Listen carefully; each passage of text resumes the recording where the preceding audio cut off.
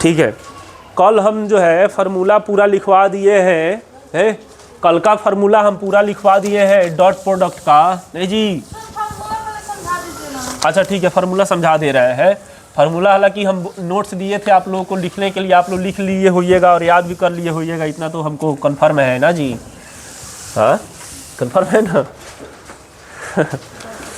दीजिए तो फार्मूला वाला नोट्स जो दिए थे, वैसे कुछ था नहीं उसमें, हाँ दीजिए रहेगा तो सही रहेगा। चलिए, हम ये बताए थे सबसे पहला बात, आप लोग एकदम उसको कंफर्म करते हुए चलिए कि ए वेक्टर और बी वेक्टर दो वेक्टर है। ठीक है, हम कौन सा एक्सरसाइज स्टार्ट करेंगे? 10.3 एक्सरसाइज 10.3 जो है उसको स्टार्ट करने से पहले, ठीक है ना, हम कुछ क्या देखेंगे? फार्मूला। ठीक है, अब फार्मूला बहुत इजी है, फार्मूला इतना इजी है कि समझिए क्या बताएं। पहला ये फार्मूला है कि अगर मान लीजिए कि एक वेक्टर, ठीक है, ये कौन सा इसमें इंक डला गया जी, इसे क्यों चल रहा है? ए वेक्टर और क्या, ए और बी दो कोई सदिश है, ठीक है ना, कोई सदिश है, तो अगर हम इसका डॉट प्रोडक्ट लेते हैं, मतलब ए डॉट बी ले लेते हैं, तो ए डॉट बी जो है ना वो कोई संख्या आता है, ठीक है ना, कोई संख्या आता है। हाँ, कोई संख्या, परिमेय हो सकता है, अपरिमेय हो सकता है, समझ में आ रहा है ना। इसलिए संख्या आता है, जैसे मान लीजिए ए वेक्टर बराबर क्या लिखिएगा, अच्छा उससे पहले आप लोग ये जानिए एक चीज़ और हम बताए थे कि अगर हम सब मिला के बता रहे हैं, एक चीज़ और बताए थे कि हमारा एक्स अक्ष का जो डायरेक्शन मतलब जिससे सूचित कर जाता है उसको आई कैप होता है, वाई अक्ष के अनुदिश जो एकांक सदिश होता है वो क्या होता है? जे कैप होता है, और उसके बाद जेड अक्ष वाला क्या होता है? के कैप होता है ना। तो अगर आई में आई से डॉट प्रोडक्ट कर रहे हैं, नहीं, अच्छा है जे में जे से डॉट प्रोडक्ट कर रहे हैं, या फिर से के में क्या कर रहे हैं? डॉट प्रोडक्ट कर रहे हैं, तो कितना आता है? वही आई के साथ अगर कोई दूसरा लेके आ रहे हैं, चाहे जे लेके आए चाहे के लेके आए, दोनों अलग अलग रहेगा, तो कितना आएगा? Product 0, dot product. ठीक है, ये क्रॉस प्रोडक्ट होता है, जो इस अगले एक्सरसाइज में पढ़ना है, 10.4 में पढ़ना है, ठीक है, अभी नहीं है। आई डॉट क्या ले ले? जे ले ले, ठीक है, या फिर जे डॉट क्या ले ले? के ले ले, और फिर से के डॉट क्या ले ले? आई ले ले, इस तरह। तो इसका मान कितना आएगा? 0। और केवल आई डॉट जे नहीं, आई डॉट के भी देखिए इस तरह है ना, तो भी अलग अलग रहेगा तो 0 आएगा, और एक जैसा रहेगा तो क्या आएगा? 1 है। और इसी वजह से जब ए वेक्टर और बी वेक्टर को देखा गया, जैसे मान लीजिए कि हम, जैसे फॉर एग्जांपल अगर हम लिखें ए वेक्टर को क्या मान लिया जाए बताइए? 2i cap plus 3j cap plus 2k cap मान लिया जाए। बी वेक्टर बराबर क्या मान लिया जाए बताइए?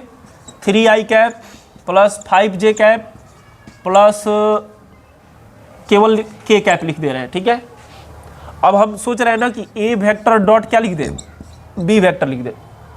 तो ए वेक्टर डॉट बी वेक्टर अगर लिखेंगे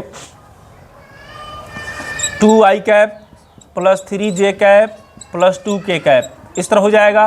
और फिर डॉट बी वेक्टर का मान क्या हो जाएगा?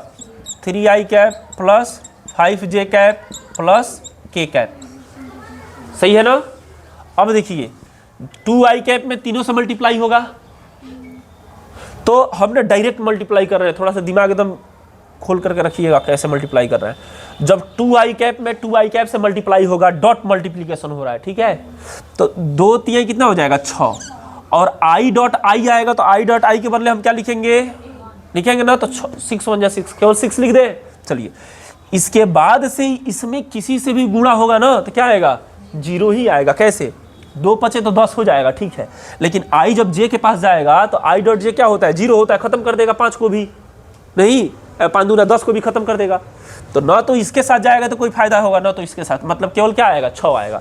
फिर प्लस प्लस प्लस प्लस 3 3 9, और फिर ये भी खत्म कर देगा। इसमें इसी से मल्टीप्लाई हो सकता है, 3 5 15, प्लस प्लस प्लस से होगा 3 5 15, और जे में जे से मल्टीप्लाई खत्म, मतलब 1 आएगा, 0 तो नहीं ना आएगा, 1 15 कम 15, तो और जे में फिर इससे मल्टीप्लाई हो पाएगा? नहीं हो पाएगा, हुक्म करेगा तो 0 कर देगा। इसमें जब इससे करेगा तो खत्म हो जाएगा, इसमें इसे भी खत्म हो जाएगा, 2 1 में, तो 15 21 23 आया कि नहीं? ये बताइए ये क्या है कि नहीं है? आई जे के बिल्कुल क्या हो गया? खत्म हो गया ना। ये सदिश आया कि अदिश आया?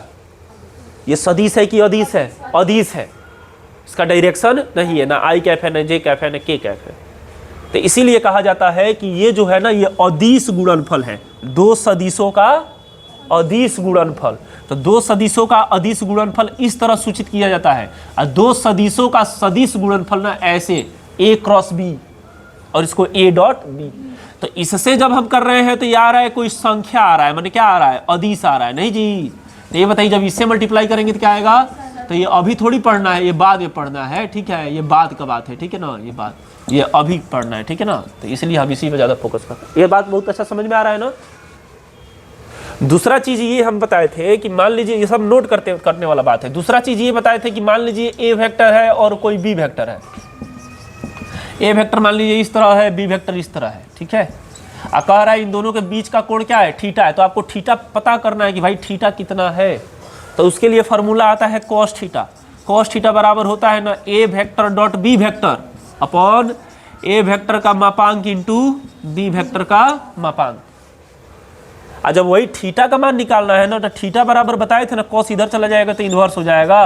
कॉस इन्वर्स क्या हो जाएगा, ए वेक्टर डॉट बी वेक्टर बटा ए वेक्टर का मॉड बी वेक्टर का मापांक।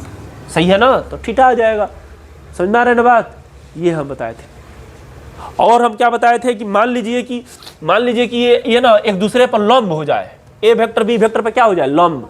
तो अगर लंब हो जाए तो लंब की स्थिति में हम इधर लिख रहे हैं, उधर पता नहीं दिख भी रहा होगा कि नहीं दिख रहा होगा, वीडियो में दिख रहा है, और हम भी देख ले दिख रहा है।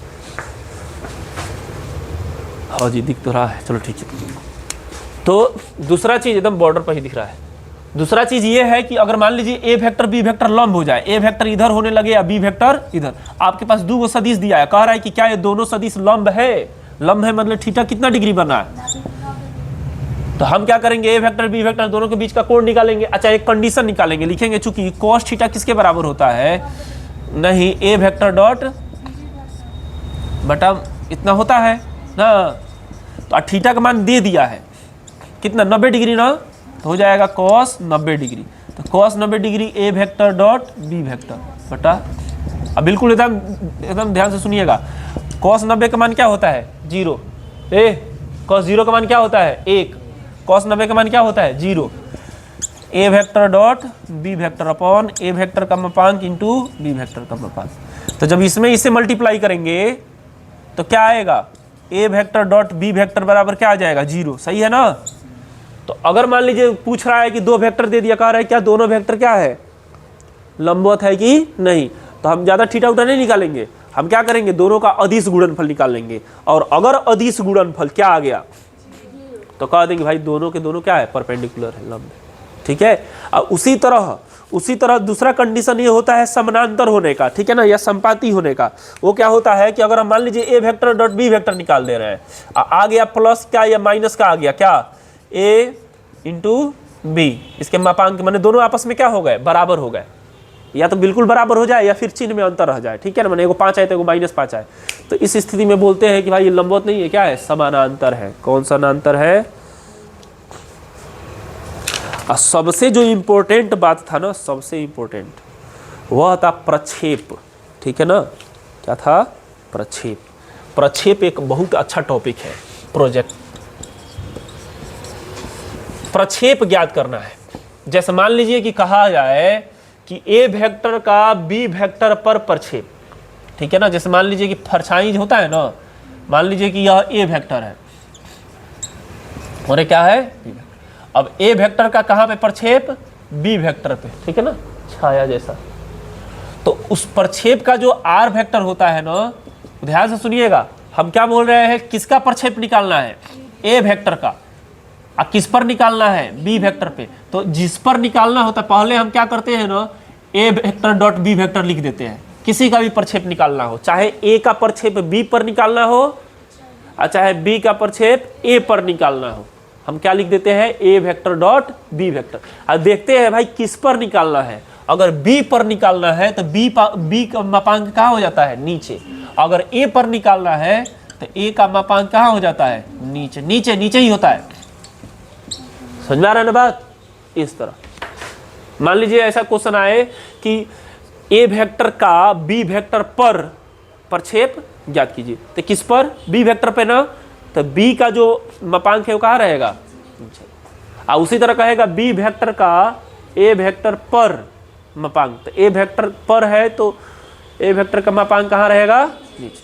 बस ए भी पे सी भी रखिए। दो ही गो होता है ना, एक का दूसरे पर, ठीक है ना, समझ में आ रहा है। और तीसरा इसमें निकल करके आता है, वो मान लीजिए इसी को सी वेक्टर मान लो चाहे कुछ और मान लो, ठीक है। ठीक है, इसको जो नोट करने वाला है समझ में आ रहा है नोट कीजिए, नहीं तो हम फार्मूला लिखवा लिए हैं, कोई दिक्कत नहीं है। इतना फार्मूला अगर आप लोग बढ़िया से देख लिए हैं तो 10.3 कुछ नहीं है, 10.3 कुछ भी नहीं है। यही सबसे पहले फार्मूला यूज आएगा 10.3 में है। सुनिए, पहला क्या कह रहा है 10.3 का पहला, दो सदिश है, क्या है, ए वेक्टर है और क्या है, बी वेक्टर है, ठीक है तो है। क्रमशः परिमाण मतलब क्या होता है, यही ना परिमाण, ए का मान कितना है, √3 एवं हाँ इसका परिमाण कितना है 2, देखो कितना अच्छा लिख रहे हैं, सही है। और ए वेक्टर डॉट बी वेक्टर बराबर √6 है। तो क्या कह रहा है, थीटा का मान ज्ञात कीजिए, यही ना कह रहा है, सही लिख रहे हैं ना। तो थीटा का मान आया, डॉट प्रोडक्ट आया, तो क्या आएगा, हम जानते हैं कि चूंकि cos थीटा बराबर क्या होता है, यही ना होता है। फार्मूला देखो हम लिखवा रहे हैं, अरे ये क्या फार्मूला है, छोड़िए ना, ये है फार्मूला cos थीटा का मान हमें खुद ही पता करना है। ए वेक्टर का मान कितना है, सॉरी ए वेक्टर डॉट बी वेक्टर का मान कितना है, √6। ए का मापांक का मान कितना है, √3 इंटू बी का मापांक कितना है 2। तो अंडर से अंडर कट जाएगा ना, मैंने अंडर से अंडर नहीं कटेगा, अंडर के अंदर वाला अंडर के अंदर वाला काट देगा, ठीक है। तो 3 का में 3 है, 3 दूना 6, तो ये हो जाएगा √2, अब बाटा में क्या बचेगा 2, ये तो कट गया ना। परमेयीकरण कर देंगे, परमेयीकरण क्यों करेंगे, हाँ परमेयीकरण करेंगे, √2 से ऊपर नीचे क्या कर देंगे, मल्टीप्लाई। तो cos थीटा बराबर क्या हो जाएगा, ये हो जाएगा √2 में √2 से गुणा होगा तो 2, ये हो जाएगा 2 √2, 2 से 2 क्या हो गया, कट गया, क्या बचा 1/√2। एक बात बताइए कि cos कितने का मान 1/√2 होता है, कोई बताए हमें, cos कितने डिग्री का मान 1/√2 होता है, 45 डिग्री का, ठीक, कितने डिग्री का, नहीं समझ में आ रहा है, sin 45 के मान 1/√2 होता है, cos अभी ये सब बताना थोड़ी पड़ेगा। तो इसलिए थीटा बराबर क्या आ गया, बोलिए थीटा का मान क्या दिख रहा है, खत्म हो गया। ये भी कोई क्वेश्चन है, संसार का सबसे आसान क्वेश्चन, ब्रह्मांड का सबसे आसान, बना लो, बन गया, मिटा दे। नेक्स्ट तो और आसान है, नेक्स्ट तो इतना आसान है कि पूछिए मत कितना आसान है।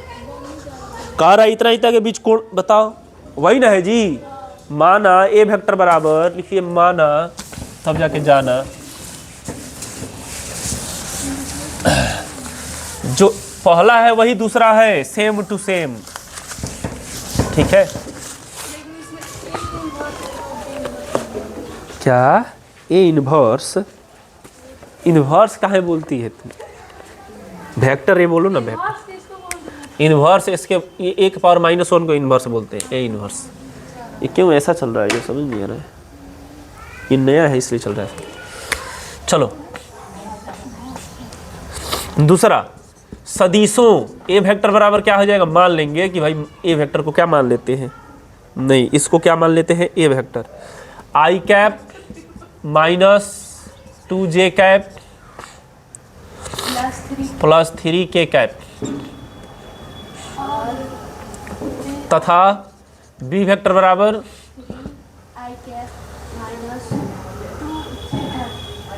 -3i cap -2 plus only k cap, यही ना है। तो ना इसका थीटा निकालने के लिए सबसे पहले इसका मापांक निकाल लीजिए। थीटा निकालने के पहले हाँ तो खत्म हो गया ना, तो हिंट बता दे रहे हैं, तो हाँ, तो ए का मापांक कैसे निकालेंगे? ए का मापांक कैसे निकालते हैं? Under root x square plus y square plus z का स्क्वायर। अंडर रूट एक्स मैंने आई के बगल में 1 है तो 1 का स्क्वायर, वाई मतलब क्या? मतलब ए वेक्टर और बी वेक्टर दोनों का निकालेंगे। तो दोनों का निकालेंगे ना, दोनों का ही तो निकालेंगे। तब y मतलब j के बगल में -2 का स्क्वायर हो जाएगा नहीं, और z मतलब k के बगल में 3 का स्क्वायर हो जाएगा। और सबसे अच्छा बात यह है कि माइनस में हो चाहे प्लस में, स्क्वायर करेंगे तो प्लसे में आएगा, और तीनों प्लसे में जुड़ेगा भी नहीं। तो ये क्या हो जाएगा? 1 4 9 10 14, सही है, 114। अब बी वेक्टर का जो मापांक निकालेंगे कितना आएगा? हाँ, अंडर रूट 3 का स्क्वायर प्लस -2 का स्क्वायर प्लस 1 का स्क्वायर। 3 3 का 9, 1 10 4 14, ये भी तो वही आया ना जी, ये तो बराबर आ रहा है। खैर कोई बात नहीं, उससे क्या करना है। तो ये हो जाएगा 2 अंडर रूट 14 ना, 14 नहीं बस ये दोनों को एक साथ रखना है ना, तो under root 14 into under root 14 केवल क्या रहेगा? 14, ठीक है। जोड़ना थोड़ी है कि 2 अंडर रूट 14 होगा, गुणा करना है ना। तो इसके बाद आगे बना लीजिएगा। हाँ बहुत बढ़िया, प्रक्षेप। तो इसमें मानेंगे तीसरा देखो, बहुत अच्छा तीसरा बना दे रहे हैं। उसके बाद से आप लोग ट्राई कीजिएगा, है ना। हम फार्मूला बता दिए, आप लोग ट्राई कीजिएगा, और नहीं आएगा तो हम बताएंगे, है ना। नेक्स्ट क्लास में 10.3 खत्म करते हैं, ठीक है। हम तो इसको आज ही खत्म करना है, थोड़ा तबीयत गड़बड़ है। सदिश माना ए वेक्टर बराबर क्या, मानना ही पड़ेगा, ठीक है, तभी हमको सुविधा होता है ना लिखने में। तथा बी वेक्टर बराबर क्या? आई कैप माइनस जे कैप। देखिए सदिश इतना पर, इस पर दिया है, इतना का, समझ में आ रहा है ना। इस सदिश पर इस सदिश का प्रक्षेप ज्ञात करना है, ठीक है। हम क्या लिखेंगे? ए वेक्टर पर बी वेक्टर का प्रक्षेप बराबर क्या हो जाता है जी? ए वेक्टर डॉट बी वेक्टर, तो लिखते ही है, और जिस पर निकालना होता है उसी का मापांक नीचे लिख देते हैं। नहीं, ए वेक्टर डॉट बी वेक्टर, ए वेक्टर का मान क्या लिखेंगे? आई वेक्टर प्लस जे वेक्टर, और डॉट बी वेक्टर माने आई vector minus J vector, upon A vector का मापांक अंडर रूट 1 का स्क्वायर प्लस 1 का स्क्वायर। नहीं समझ में आ रहा है? मापांक आई के बगल में 1 है, जे के बगल में 1 है, के है ये नहीं है। आई में आई से मल्टीप्लाई होगा तो 1 हो जाएगा ना, आई में जे से मल्टीप्लाई हो नहीं पाएगा, जे में आई से मल्टीप्लाई हो, जे से जे मल्टीप्लाई होगा 1 हो जाएगा ना, लेकिन प्लस माइनस क्या हो जाएगा? माइनस। अब अंडर रूट 2 बटा 0 बटा अंडर रूट 2, 0 ऊपर आ गया तो नीचे से क्या मतलब है? मैंने 0 आएगा। देखो तो आंसर आएगा, नहीं आया होगा तो आंसर गलत होगा, हमारा नहीं, बुक का। देखो तो आया, 0 आया हो। 10.3 का तीसरा, 0 है। वेरी गुड, 0 आ गया।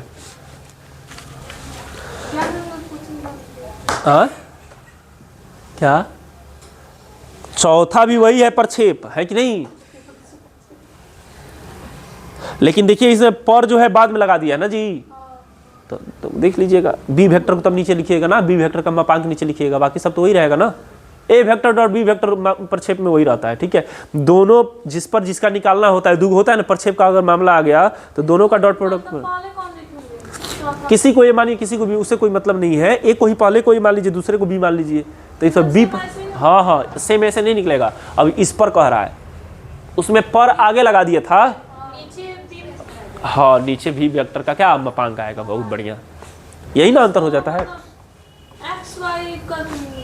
एक्स वाई कर निकालेंगे, और मापांक निकालना है ना, root x square plus y square plus z square, ठीक है। तो निकल में करेगा। इसमें जेड तीनों आएगा, इसमें 2 ही आ रहा था ना, अब उसमें तीनों है तो तीनों आएगा। अच्छा ये देखिए क्या कह रहा है 8वां, दर्शाए कि दिए हुए तीनों सदिश में प्रत्येक क्या है? मात्रक सदिश है। तो सबका हम क्या निकालेंगे? मापांक निकालेंगे। नहीं, 1/7 बाहर है ना, तो इसको अच्छा से लिखेंगे। सुनिए, 1/7 आगे है ना, तो 7 सबके साथ जाएगा, तो 2/7 आई कैप, 3/7 जे कैप, 6/7 के कैप, है ना। एगो सदिश आ गया ना, इसको ए वेक्टर मानेंगे, उसको बी वेक्टर, उसको सी वेक्टर। अब ए वेक्टर का मापांक निकालेंगे, पता है ना, ऐसे निकालते हैं, under root x square plus y square plus z square. कितना आ जाएगा? कितना आ जाएगा बताइए?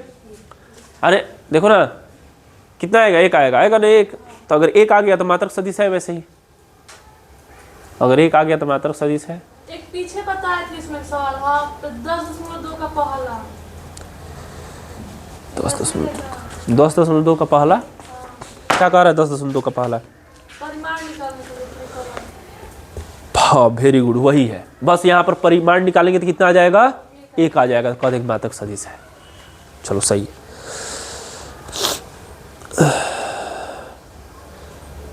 ठीक है, ठीक है। 6वां सवाल बताएंगे, 5वां तक आप लोग कन्फर्म कीजिए। सब अच्छा से पढ़ते रहिए, लिखते रहिए, जाइए।